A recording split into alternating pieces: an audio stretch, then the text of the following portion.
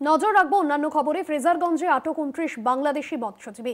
ভারতীয় জলসীমা অনুপ্রবেশের অভিযোগ কাকদ্বীপ আদালতে পেশ করা হবে ধৃত বাংলাদেশিদের। নিরাপত্তা ব্যবস্থা আরও কড়াকড়ি, তদন্তে পুলিশ এবং উপকূলরক্ষী বাহিনী। ফ্রেজারগঞ্জে আটক 29 বাংলাদেশি মৎস্যজীবী এবং বাংলাদেশিদের নিরাপত্তা ব্যবস্থা আরও কড়াকড়ি, তদন্তে পুলিশ এবং উপকূলরক্ষী বাহিনী। কাকদ্বীপ আদালতে পেশ করা হয়েছে অভিযুক্তদের নিরাপত্তা ব্যবস্থা আরও কড়াকড়ি করার নির্দেশ। ভারতীয় জলসীমায় অনুপ্রবেশের অভিযোগ, ফ্রেজারগঞ্জে আটক 29 বাংলাদেশি মৎস্যজীবী। ভারতীয় জলসীমায় অনুপ্রবেশের অভিযোগ কাকদ্বীপ আদালতে পেশ করা হবে ধৃত বাংলাদেশিদের। নিরাপত্তা ব্যবস্থা আরও কড়াকড়ি করার নির্দেশ, তদন্তে পুলিশ এবং উপকূলরক্ষী বাহিনী।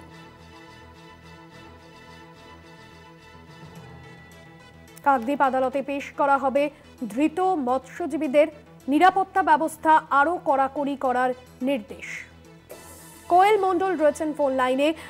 কোয়েল, এই ফ্রেজারগঞ্জে যে 29 জন বাংলাদেশি মৎস্যজীবীকে আটক করা হয়েছে, কি জানা যাচ্ছে, কোথায় যাচ্ছিলেন তারা?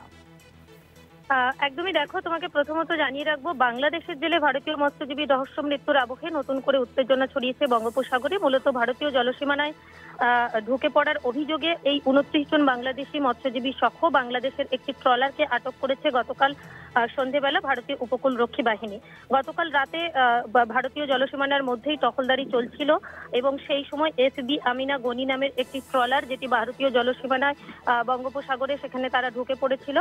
সেই সময় ভারতীয় দুটি মৎস্যজীবী ট্রলারের পক্ষ থেকে উপকূলরক্ষী বাহিনীকে খবর দেওয়া হয়। খবর পেয়ে উপকূলরক্ষী বাহিনীর তরফ থেকে সেখানে জলযানে করে পৌঁছয় এবং সেখানে বাংলাদেশি এখনো পর্যন্ত